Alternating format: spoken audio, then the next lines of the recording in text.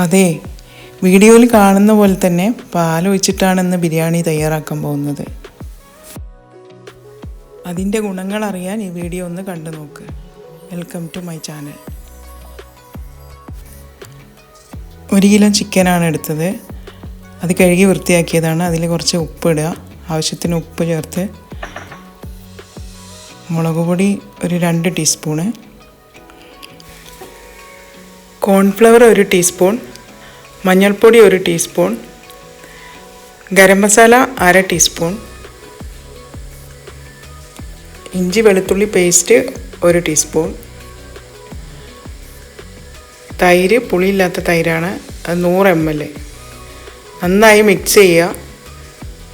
തൈരൊക്കെ ചേർത്ത് മിക്സ് ചെയ്ത് വെക്കുമ്പോൾ ചിക്കൻ നല്ല സോഫ്റ്റ് ആവും. 1/2 മണിക്കൂർ മാറ്റി വെക്കുക.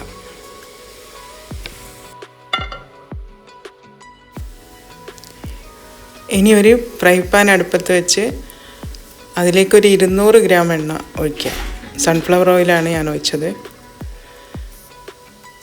അതിലേക്ക് ഒരു 5 സവാള, വലുതാണെങ്കിൽ 3 എണ്ണം മതി, ചെറുതാണെങ്കിൽ ഒരു 5 എണ്ണം.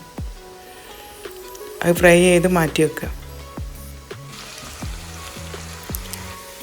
അത് ബ്രൗൺ നിറമാകുമ്പോൾ അതിലൊരു പിടി മുന്തിരി, ഒരു പിടി അണ്ടിപ്പരിപ്പും, ഒരു തണ്ട് കറിവേപ്പും. കറിവേപ്പ് ഇടുമ്പോൾ ഈ ഉള്ളിക്കൊക്കെ നല്ലൊരു സ്മെല്ലായിരിക്കും.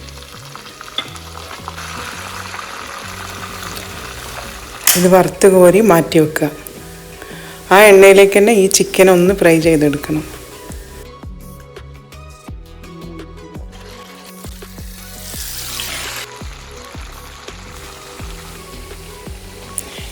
ഇനി ബിരിയാണിക്കുള്ള മസാല തയ്യാറാക്കാം.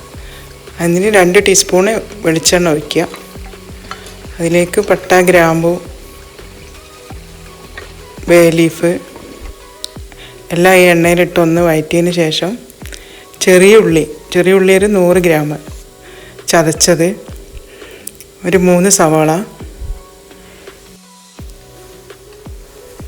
ഒരു 1/2 ടീസ്പൂൺ ഉപ്പും കൂടെ ചേർത്ത് നന്നായി വഴറ്റുക. ഒന്ന് വഴന്ന് വരുമ്പോൾ അതിൽ ഒരു 10 പച്ചമുളക്, 15 അല്ലി വെളുത്തുള്ളിയും വലിയൊരു പീസ് ഇഞ്ചിയും കൂടെ ചതച്ചിടുക. പിന്നെ ഒരു 2 തക്കാളി. ഇതെല്ലാം കൂടെ നന്നായി മിക്സ് ചെയ്യാം. ചിക്കന് ഒരു ഭാഗത്തുനിന്ന് ആയിക്കൊണ്ടിരിക്കുന്നുണ്ട്. പാലൊരടുപ്പിൽ തിളച്ചുകൊണ്ടിരിക്കുന്നുണ്ട്. പാലും വെള്ളം കൂടെ മിക്സ് ചെയ്തതാണ്. ചിക്കനൊക്കെ ഫ്രൈ ആക്കി മാറ്റി വെച്ച് അതിന് മസാലയിൽ ഒരു 1/2 ടീസ്പൂണ് മഞ്ഞൾപ്പൊടിയും ഒരു 2 ടീസ്പൂൺ ചിക്കൻ മസാലയും കൂടെ ആഡ് ചെയ്യുക. അത് നന്നായി മിക്സ് ചെയ്തതിന് ശേഷം തൈര് ഒഴിക്കുക. ഒരു 200 ഗ്രാം തൈര് ഒഴിക്കണം.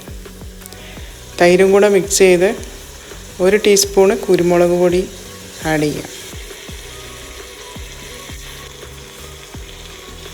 പിന്നെ കുറച്ച് മല്ലിച്ചപ്പും കുറച്ച് പുതിനയിലയും കൂടെ ഇട്ടതിന് ശേഷം അതിലേക്ക് ഈ ഫ്രൈ ചെയ്ത ചിക്കൻ ഇടുക. ഇനി നന്നായി മിക്സ് ചെയ്ത് മൂടി വെക്കുക.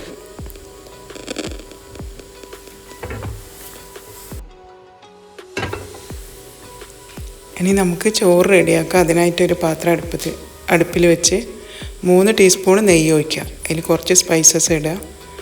ഒരു സവാള അരിഞ്ഞതും ഒരു ക്യാരറ്റ് അരിഞ്ഞതും കൂടെ ഒന്ന് വഴറ്റി കൊടുക്കുക.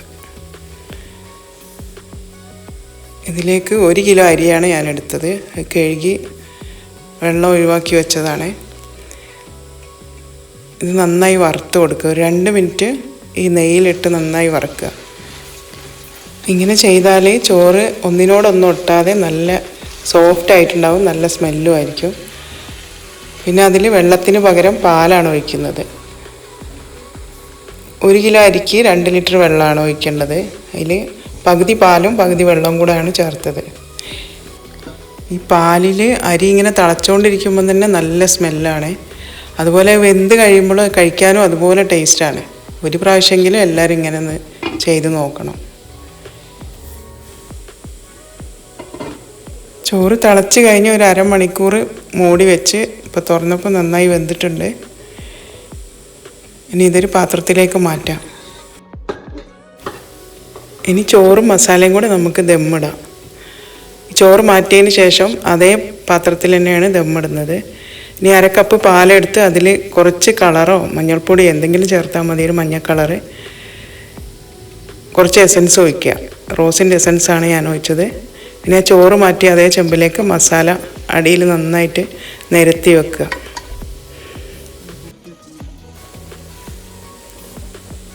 അതിന് മേലെ ഫ്രൈ ചെയ്ത് വെച്ച സവാള കുറച്ച് ഇട്ട് കൊടുക്കുക. പിന്നെ കുറച്ച് മല്ലിച്ചപ്പ്, പുതിന എല്ലാം കൂടെ മിക്സ് ചെയ്ത് അതിന് മുകളിലേക്ക് ഇട്ട് കൊടുക്കുക.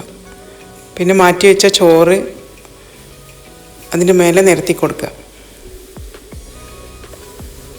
ഫ്രൈ ചെയ്ത് വെച്ച ഓനിയനും മല്ലിച്ചപ്പ്, പുതിന ഇതെല്ലാം അതിൻ്റെ മേലെ വിതറി കൊടുക്കുക.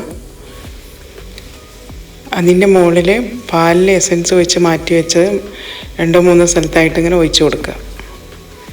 പിന്നെ ബാക്കിയുള്ള ചോറും ഇതേപോലെ തന്നെ ചെയ്യാം.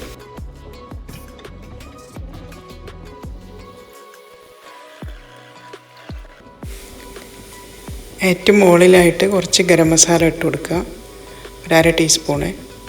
പിന്നെ ബാക്കിയുള്ള എസൻസ് ഒഴിക്കുക. അതിന് ശേഷം കുറച്ച് നെയ്യും കൂടെ ഒഴിച്ച് കൊടുക്കണം. ഒരു 3-4 ടീസ്പൂൺ നെയ്യ് അതിൻ്റെ മുകളിൽ ഒഴിച്ച് കൊടുക്കുക.